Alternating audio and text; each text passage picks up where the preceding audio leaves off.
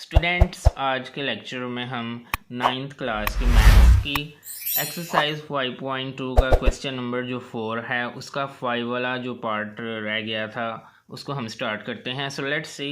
Number firstly इसमें हम first term और x प्लस जो 6 वाली टर्म है इन दोनों को एक साथ मल्टीप्लाई करेंगे। सो x plus 1 into x plus 6 और ये जो दो हैं इन दोनों को एक साथ मल्टीप्लाई करेंगे और ये as it is now multiply करेंगे तो ये आ जाएगा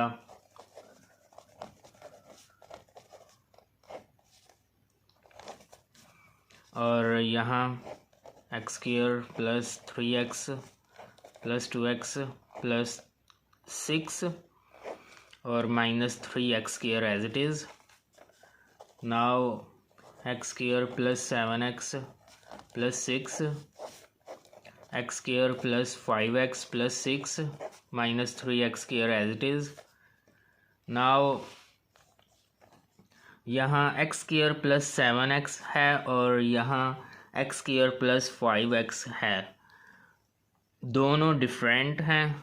लेकिन अगर हम इस तरह से देखें एक्स स्क्वायर प्लस 6 और यहाँ भी है एक्स स्क्वायर प्लस 6 तो इनको पहले अरेंज कर लेंगे। So x square plus 6 plus 7x बाद में लिखेंगे और यहाँ भी एक्स स्क्वायर प्लस 6 और प्लस 5x बाद में आएगा minus 3x square as it is. Now let करेंगे हम एक्स स्क्वायर प्लस 6 को y के equal. So y plus 7x into y plus 5x minus 3x square as it is. Now इनको multiply करेंगे तो मल्टीप्लिकेशन के बाद आ जाएगा y square plus 5xy plus 7xy plus 35x square minus 3x square.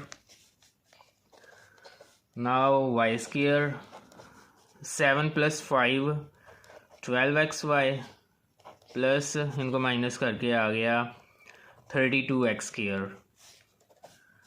Now y square as it is plus x y का जो coefficient है 12 इसकी जगह bracket x y as it is और 32x square as it is. यहाँ basically ये एक ऐसी इक्वेशन बन चुकी है जिसमें हम क्वाड्रेट फैक्टराइजेशन मेथड अप्लाई कर सकते हैं। सो इसका जो कोएफिशिएंट है वाई स्क्वायर का इसको हम मल्टीप्लाई करेंगे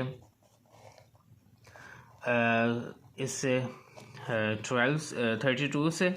तो 32 से मल्टीप्लाई करने के बाद ये आ जाएगा 32। सो हमें अब देखना है कि 32 कौन कौन से टेबल में आता है। 1 के टेबल में आता है 32 और 2 के टेबल में आता है 2 16 ज़ा 32। नेक्स्ट 3 के टेबल में नहीं आता, 4 के टेबल में आता है 4 8 ज़ा 32। Got it. अब इनमें से जो पेयर है ये लास्ट वाला 4 और 8 इन दोनों को ऐड करने से आ जाता है 12। So 4 plus 8 is equal to 12। Now y square as it is और इसको सिंप्लीफाई करेंगे। So 4xy plus 8xy plus 32x square as it is. Now यहाँ से y common, so y plus 4x left और यहाँ से 8x common, so y plus 8 4 ज़ा 32x। Now यहाँ से y प्लस 4x कॉमन और बाकी बचा y plus 8x। Now putting the value of y, ये जो y की वैल्यू थी एक्स स्क्वायर प्लस 6 इसको हम यहाँ पुट कर लेंगे y की जगह। So x square plus 6 plus 4x as it is और यहाँ भी पुट कर लेंगे x square plus 6 plus 8x as it is. Now यहाँ ये एक क्वाड्रेटिक इक्वेशन है। अगर हम फैक्टराइजेशन मेथड अप्लाई करें यहाँ तो एक्स स्क्वायर का जो कोएफिशिएंट है 1 उसको 4 से मल्टीप्लाई करेंगे तो ये आ जाएगा, बल्कि इसको अरेंज करेंगे पहले, एक्स स्क्वायर पहले आएगा और देन 4x, देन ये कांस्टेंट टर्म 6 और इसको भी अरेंज कर लेंगे, x square plus 8x plus 6। तो स्टूडेंट्स एक्स स्क्वायर का जो कोएफिशिएंट है 1 उसको कांस्टेंट टर्म 6 से मल्टीप्लाई करें तो 6 आ जाएगा। नाउ 6 1 के टेबल में आता है, 2 के टेबल में भी आता है, ठीक है, 3 के टेबल में भी आता है। तो स्टूडेंट्स अब अगर हम इनमें से एक हमें ऐसा पेयर सेलेक्ट करना है इनमें से जिसको प्लस या माइनस करने से ये 4 आए, तो आप देख सकते हैं इनमें से कोई ऐसा पेयर नहीं कि जिसको प्लस या माइनस करने से ये x का कोएफिशिएंट आए यानी कि 4 आए। और अब हम इसको चेक कर लेते हैं क्या इस पे फैक्टराइजेशन मेथड अप्लाई हो सकता है या नहीं।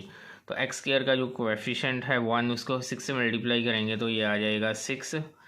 और यहाँ भी सेम सिचुएशन है जैसे यहाँ था कि 6 1 के टेबल में आता है, 2 के टेबल में आता है और 3 के टेबल में आता है।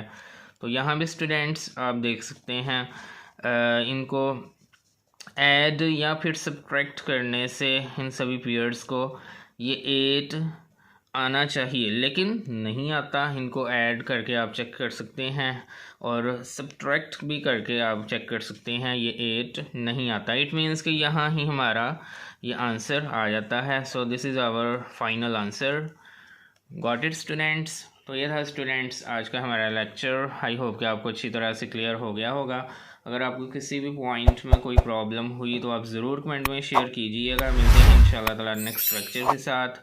अल्लाह हाफिज़।